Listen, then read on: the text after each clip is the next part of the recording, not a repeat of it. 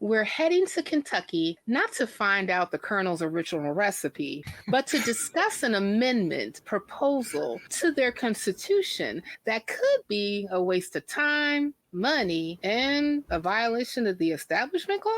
Scott Dickey has the story. Scott? Amendment 2 in Kentucky proposes a change to the state constitution that would allow public funds to support private, mostly religious schools through a voucher system. Boy, that V word coming up again. Critics argue this could severely damage public education by diverting significant funds, up to $1.19 billion annually, away from public schools, especially harming rural areas dependent on state funding. The amendment is seen as a way to bypass existing constitutional barriers that prevent public money from financing private religious education. Opponents, including Governor Andy Beshear, warn that the amendment is misleading and could lead to worse educational outcomes for most students. This story is from The Friendly Atheist by Hemant Mehta on 8/28/2024.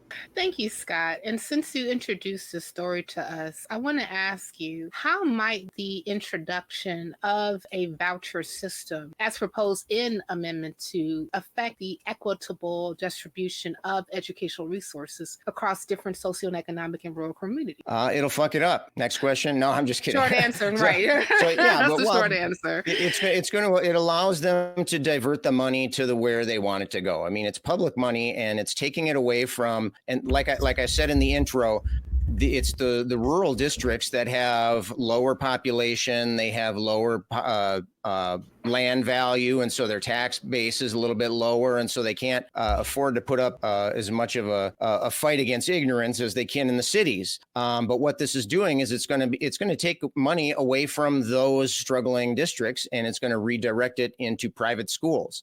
And it seems like we cover these voucher stories very often on the nonprofits. It's really one of our regular kind of stories, and I'm not saying that because I think that we should stop doing it. I'm saying that because we need to keep bringing this up. We need to keep mentioning this. We need to keep putting it on the front page there. And it's getting so that it's hard for me to say, I try to at least approach it at a slightly different angle each time to kind of expand our knowledge of what's going on here. So what I did this time is I looked, I found four facts that I got from the National Education Association about the school voucher programs. Fact number 1, there's no link between vouchers and gains in student achievement. Okay, I'll say that again. There's no link between vouchers and gains in student achievement, or at least none that they've discovered. There's no conclusive evidence that vouchers improve achievement of students who attend even those students who use that money to attend private schools. And so not only is it harming the public school students, but it's not helping the students that are using that money, nor is there any validity to the claims that it creates a competitive marketplace to encourage those struggling public schools to step up and do better. Okay, so it doesn't raise scores. It doesn't improve the education system. Second fact, vouchers undermine accountability for public funds. Private schools are different than public schools in a few ways, but one of those ways has to do with accountability. Being private institutions, they're not required to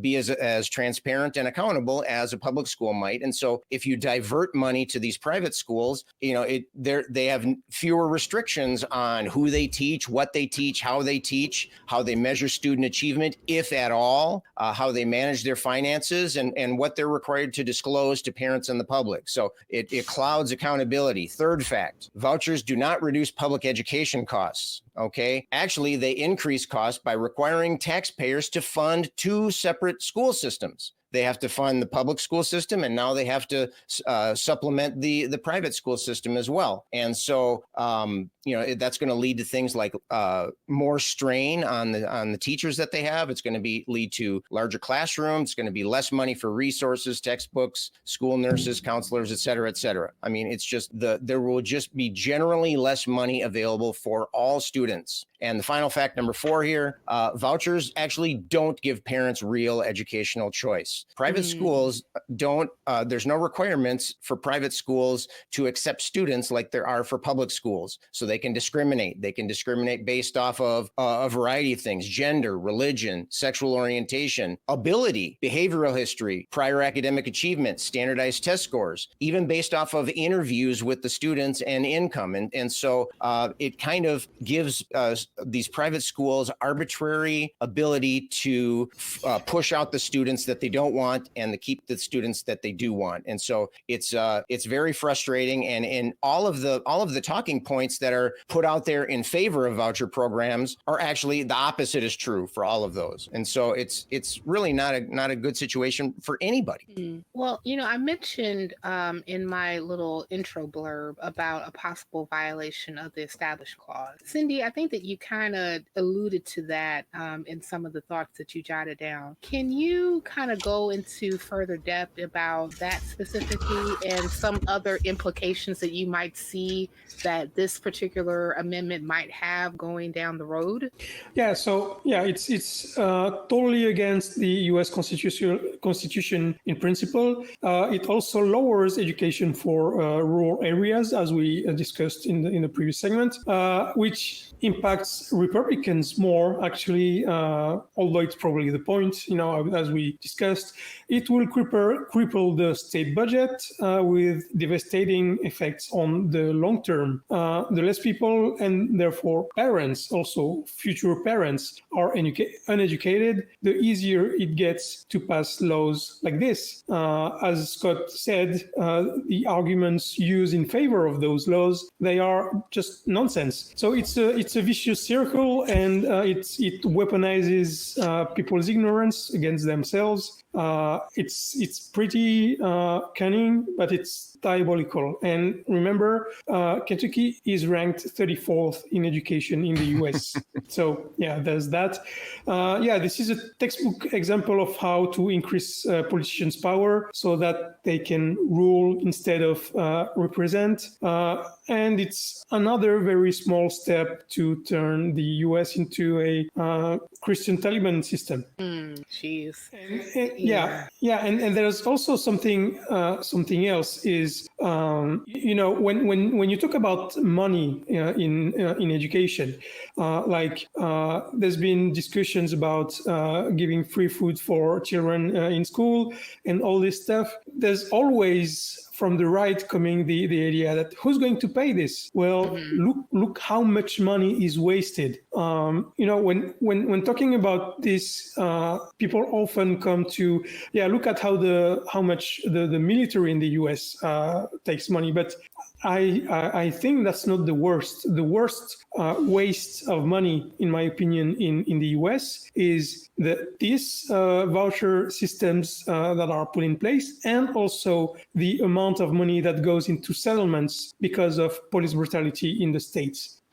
Some states spend up to $1 billion every year in settlements for police malfunction every year, and the money, the amount of money that represents is just baffling. And so the fact that people won't spend 10-15 million to give food to children, and instead they will put money into this and vote for this and vote for people who advocate for this. It's just crazy. Well, to quote Scott's leader in Scott's state, any person that has an issue with giving kids breakfast and lunch at school is just weird. And I agree. But I wanted to kind of talk more about this whole language concerning the voucher system, and also using obscure language specifically around school choice. And Scott, you did an excellent job about how basically school choice is not really school choice, and what they really think it is when people first hear that is not going to be, as the children say, a flex, right? So, Scott, I want to talk to you, and especially want to ask you, how might the language used in Amendment 2, such as school choice, obscure the potential consequences of the proposal? Well, I mean, that's for the people that are putting that language in, that is a feature, not a bug, that it obscures the true intent behind there. And so the language is everything, right? The language is what gets passed in Congress. The language is what the governor signs. Or no, this was a constitutional amendment, right? So the language is what we're reading on the ballot as we decide if we want to pass it or not, or that kind of thing. And so, I mean, really, that's just the cheap makeup that's slathered on the pig, right? I mean, it's you can do that all day. It's still a pig, though, and so it really, whether it's twofold. One, it hides what's happening from the people that are concerned about it, and it also, the people that are in support of this kind of thing, it gives them an opportunity to convince themselves that they're on the right side, right? I think it was Mark Twain who said something about it's much easier to fool somebody than to convince yourself that you've been fooled, or something like that. And so anything that they can do to support that without having to show me the money, right? Without having to have the evidence and back up your claims, you need to cover it up. And so I think it has that twofold effect. It hides with the true intentions from the people, from the watchdogs, and it gives the zealots some gasoline in their tank so that they can fight it and live and fight the next day as well. That gaslighting implication that you talked about previously. Yeah. So, but Jonathan, I want you, instead of talking about gaslighting, can you talk about the ethical implication that putting this amendment on the Constitution in Kentucky can have, and maybe some of the other consequences that can actually be in the future with this particular amendment if it actually passes? Yeah, one of the things is the way when I read it, the way it was worded that bothered me, and this was in the Washington Post also. Taxpayers in more than half the country are now funding creationism, homophobia, anti-transgender misinformation, and Sunday school nonsense masquerading as actual history and science. And Kentucky may soon join their ranks. If you put this in the Constitution of your state, the only thing that supersedes that in that state is the federal Constitution. So that federal Constitution is next to impossible to change. I mean, 75% of the states, after 2/3 of both houses of Congress have passed it, 75% of the states have to also pass it. So it's a high bar to change the Constitution, and rightfully so. But it's not so high a bar in the states. And if they can put it into the Constitution, it will take a long time to change it if it's going to be changed. And this is going to have long-term implications for schools, and it's going to really, really be a massive, it's like you said, a massive finance shift to religious schools, because over 90% of the people who take these kinds of voucher programs are religious schools. So it is a direct violation of the federal Constitution, but who's going to bring that suit? It has to be, they have to have standing to do that. So I'm wondering now, as the children start to grow up homeschooled and taught nothing about the work and the work and play, they will be totally unprepared to exist in a society with other people, especially other people who don't happen to share their views or values or are from different parts of the country. How are they going to work with those people if they have to spend their entire time catching up, trying to figure out what they're doing and how they're doing? There is no substitute for standardized education. Everybody starts with the same information at the same level as practicable according to their own skills and their own intellect, of course. But that intellect doesn't get developed by teaching them 16th century English. It just doesn't help. So it's not going to be something, this will have a snowball effect before it can get changed. It will have a snowball effect in really damaging an entire generation of students. Because also one other point is that if students are discriminated against with the private schools and thrown out for any one of those reasons we stated, they're going back to the public schools. Now, if they're children with special needs, that burden is on a chronically even more underfunded teachers and system to take care of their needs. And where are they going to fall? They'll fall out of the system. So it's and then what's their life expectancy or their success expectancy in the regular society. So I am really kind of furious at the way they worded this. This is like, do this favor for your children. Of course, 10% of your kids. The other 90% we're throwing under the bus while we do this. But don't look at that. Look at these 10% that we're going to help by sending them to a religious school. You're not helping them either. Religious schools are notoriously bad at getting people ready to deal with reality. So that's where we stand, and I'm really kind of upset about this whole situation. Yeah, the righteous indignation, I think that can be shared with all the panel right now when you're actually looking at this. And just as a pushback to you, Jonathan, as far as implementing 16th century English, I think that some of our English counterparts on the nonprofits would actually disagree with you. Hey, Phoebe girl. Hey, Richard. They're still speaking in it. Richard and Phoebe are still speaking in it. And on top of that, they are lawyers, both of them. No, not Richard. Exactly. Richard studies that stuff, but he doesn't study it just in English. He studies, he studies it in translations from other languages as well. And we got to also give a shout out to Dr. Richard Firth as well, who's a professor of these particular things. But and of course, everybody's favorite blind limey. Yes, exactly. Yeah, you don't know, right? Exactly.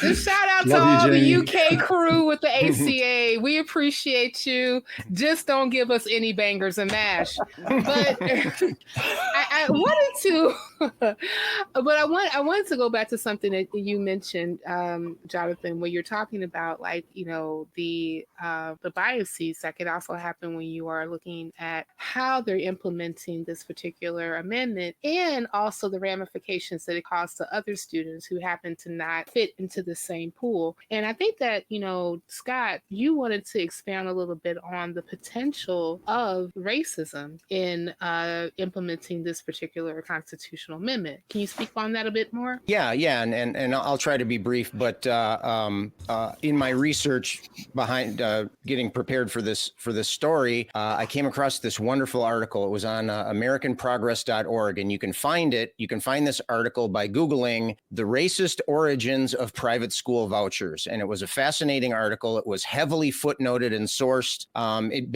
It occupied the bulk of a day for me, just following all these little rabbit trails and all these little bits of information.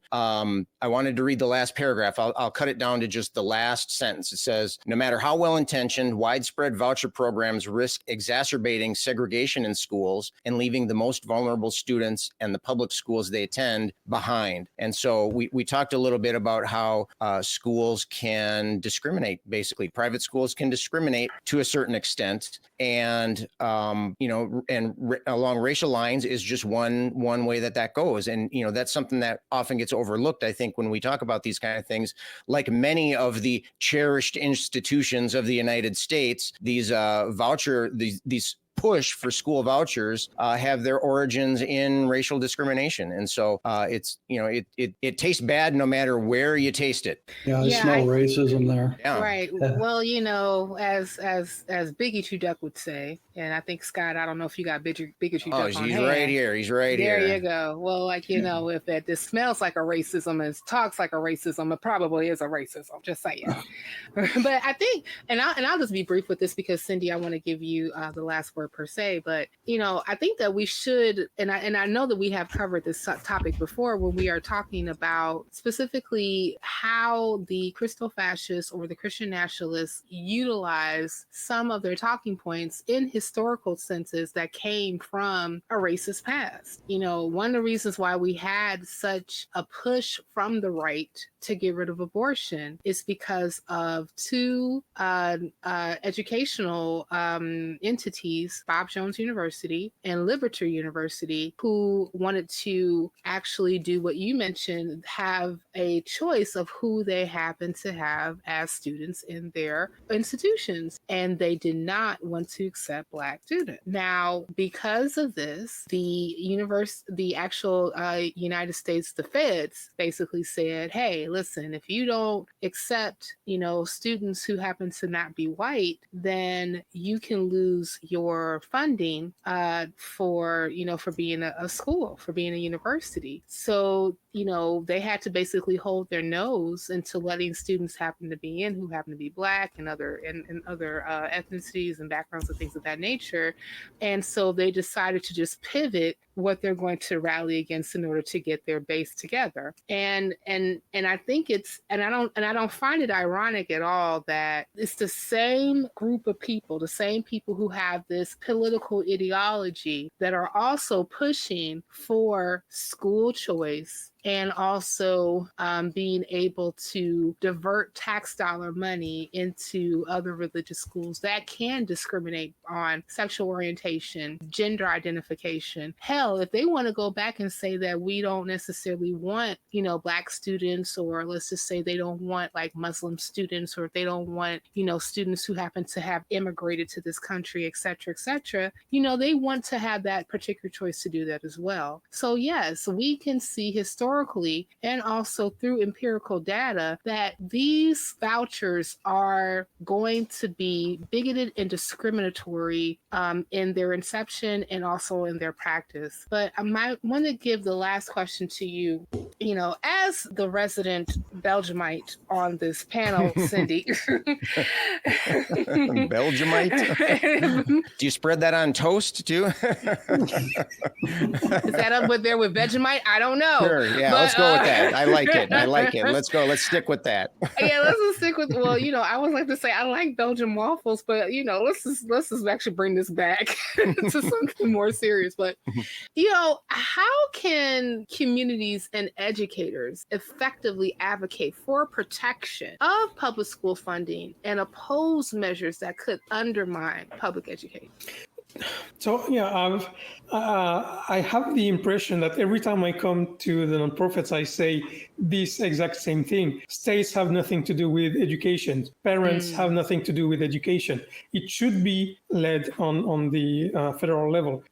That's one of the things I wanted to say. The second thing is, so there was another shooting in a school today, and every time that happens, every time I talk about guns, I remember this conservative judge, I don't remember his name, but he said basically that the greatest heist that the right committed was to pretend and accepted the idea that the Second Amendment was about individual right to own guns. And I always have this idea in my mind because when I speak about all these education problems the US faces, I think that's the second biggest heist that the right has managed to push on is to make believe that this is a culture war when instead it's a class war. They're trying to keep classes separate, like rich people, rich white people against poor, uneducated, and every kind of people. And the fact that they disguise it into a culture war makes it less evident to fight. And so you ask me how it can be fought. It's by identifying the problem in the first place. It's a class war. It's not a culture war. Well, we're really good at creating class here in the United States. We created a whole system based Also on. pretty damn good at war too. Yeah, we are. We're good at war, cultures, warring. Even against yourselves. Yeah. Yeah, even against ourselves. Yes, we Yep. are. Yes, we are. Maybe Yeah, the that last whole- in education, but boy, can we win in a fight. Oh, yeah. My goodness. All Yeah, right. that's why we just seem to be so hyper focused on war. You've But just described every schoolyard bully that ever existed. this is true. This is true. We're not. Is and it this any is wonder they exist? right. And I don't necessarily have the time to, get on on a chaise lounge and talk about my entire K through 12 time period with the bully. But Sorry. in essence, Amendment 2 is a clever disguise for a massive funding shift from public schools to religious institutions, all under the guise of choice. This is less about improving education and more about funneling funds to private entities, many of which are perfectly content without a government handout. Kentucky has a choice on Amendment 2, either to keep public education funded and ensure that taxpayer money benefits all students, not just those attending private schools that might not even need it or support it. The choice is yours. And you also have a choice, dear viewer and listener, by listening to more nonprofits. So click here.